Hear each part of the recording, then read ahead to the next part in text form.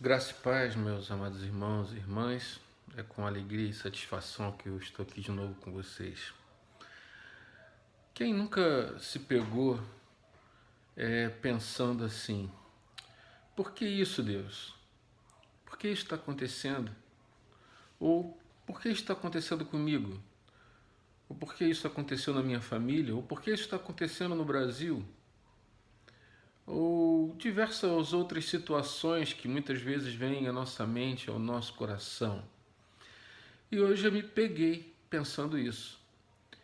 Imediatamente o Espírito Santo trouxe ao meu coração um texto que se encontra em Romanos, capítulo 11, do verso 33 até o verso 36. Se você puder, abra sua Bíblia aí e acompanhe.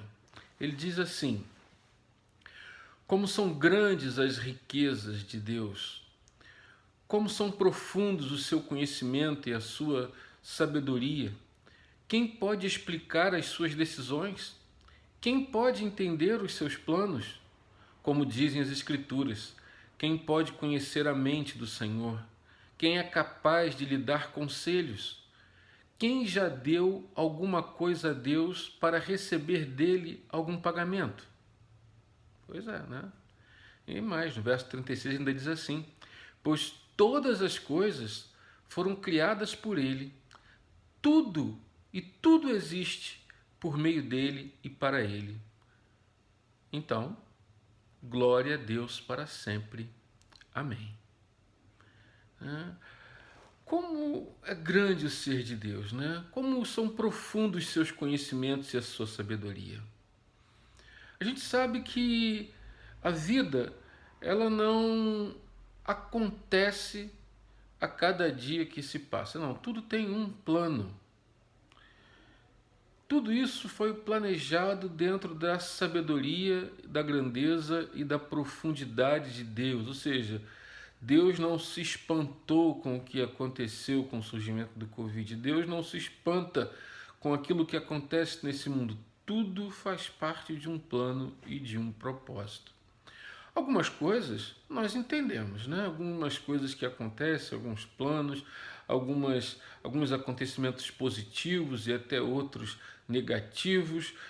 Às vezes o excesso traz prejuízos, às vezes a falta de domínio próprio é a razão de muitas coisas. Então nós conhecemos algumas coisas, nós conhecemos a razão de algumas situações, mas há outras que nós olhamos e aparentemente não tem causa, não tem uma razão, não tem um porquê.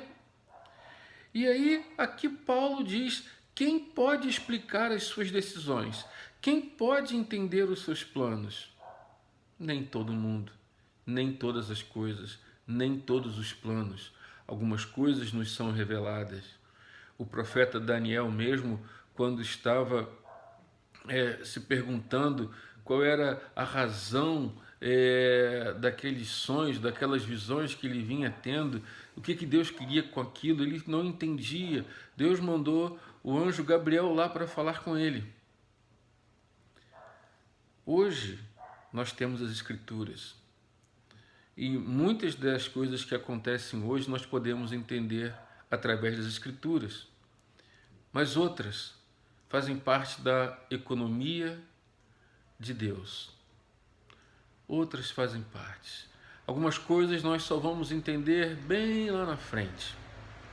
Conta-se a história de um jovem americano que, por volta dos seus 16 anos, ele estava passeando no quintal de casa, né, lá na fazenda, e ele acabou sendo picado por uma cascavel.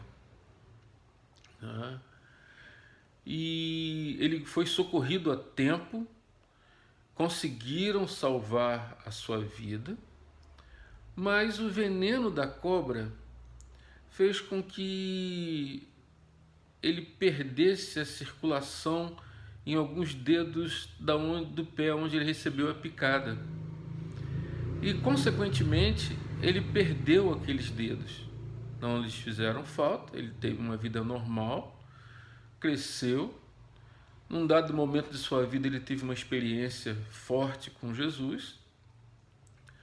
e fez o seu curso de seminário depois de obter o chamado de Deus, fez um curso preparatório para missões e depois de um tempo ele resolveu ser missionário. Eu não estou bem lembrado agora o local, não sei se foi em Papua Nova Guiné, alguma coisa assim. E ele estava nesse grupo missionário, ele não era o líder, ele era um integrante, tinha sua importância no grupo, e eles foram, né, para esse local. Então eles foram até um ponto onde eles tinham que ser desembarcados e eles teriam que ir até o interior dessa floresta para encontrar essa tribo.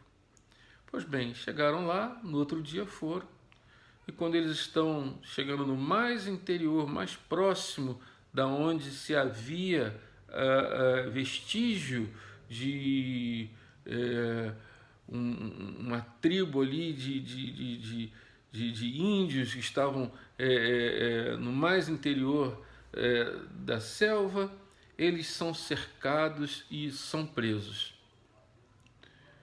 E era uma tribo de canibais. O que aconteceu foi que todos os missionários, com exceção dele, foram mortos. E ele foi solto. E aí ele não entendia, né, a razão de por que ele não foi morto.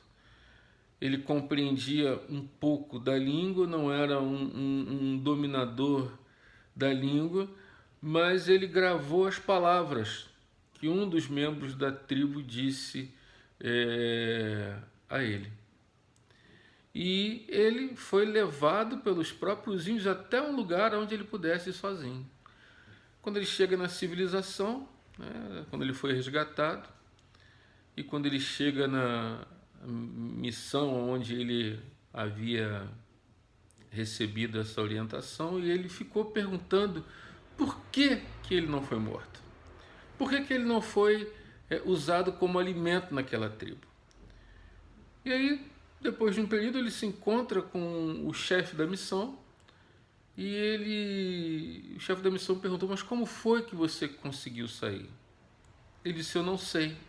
A única coisa que eles disseram foi essa palavra que eu gravei. E ele cita a palavra, aquele homem pega aquela expressão, e a expressão dizia o seguinte, que eles não comiam pessoas como se fosse assim, com algum tipo de defeito físico, eles não comiam. Entendiam que aquilo podia ser uma maldição. E ele foi salvo, e anos depois ele volta lá com uma equipe, e toda aquela equipe, por causa daquele problema que ele tinha no pé, pela falta dos seus dedinhos, ele prega o evangelho e aquela tribo toda se converte.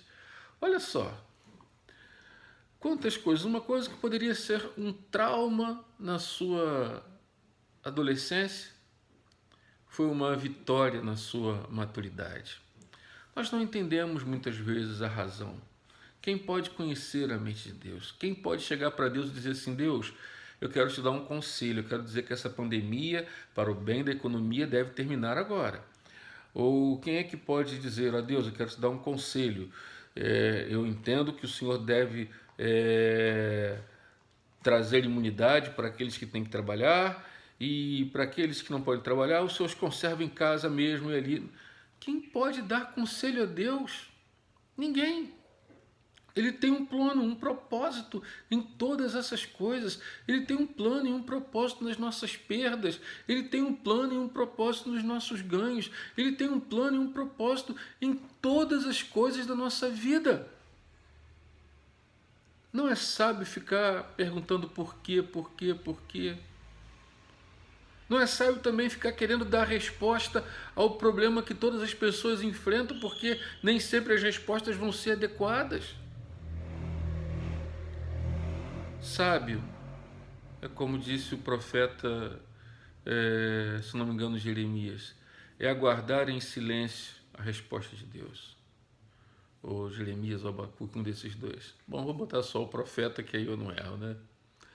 Bom, mas o fato é que nós temos entender que tudo que foi criado por Ele, Ele nos ama, Ele nos criou, tudo que existe é dele, é para a glória dele, e Ele tem o melhor para mim e para você. Você não entende? Bom, eu diria, não se atreva a dar conselho a Deus. Você tem dificuldade de aceitar algumas coisas que aconteceram com você ou com sua família? Eu também tenho, mas não é sábio entrar em guerra com Deus, nem com o mundo, nem com ninguém, nem com você mesmo. É sábio aguardar em silêncio até que o conforto chegue, porque um dia saberemos, creio eu, a razão das coisas que desconhecemos hoje. Algumas delas vamos ter ciência agora, outras não, né? Mas o que eu sei é que esse conhecimento profundo de Deus, essa sabedoria nos seus planos e nos seus propósitos, são regados com a sua boa mão da providência, que cuida de nós, que nos guarda, está conosco do início ao fim de todas as coisas. Quer nas boas coisas, quer nas coisas difíceis, Ele estará sempre conosco. Mas não entre em luta com Deus. Não entre em guerra, essa palavra está ficando em moda de novo. Não entre em guerra. Fique na paz. Aguente. O Espírito vai te confortar, vai te consolar, ele vai guiar você. Quando não se encontra uma resposta, quando não se há uma resposta, acalme-se. Ela virá ao seu tempo, e se não souber nesse tempo, você saberá no futuro. E se não souber no futuro, nessa existência, saberá quando chegar no céu. Então, acalme o seu coração. Não é um maluco qualquer que está no governo da igreja, das nossas vidas. É o Senhor Jesus. E aqueles que já foram carimbados com o selo da salvação, entendem que a nossa cidadania está nos céus, como está escrito em Efésios, no capítulo 2. Que Deus nos ajude a passar com isso, a passar por isso, a passar pelas lutas e pelos nossos problemas, sem nos revoltarmos contra Deus. Porque quem conheceu a mente dele? Quem primeiro deu a ele? Quem pode dar conselhos a Deus?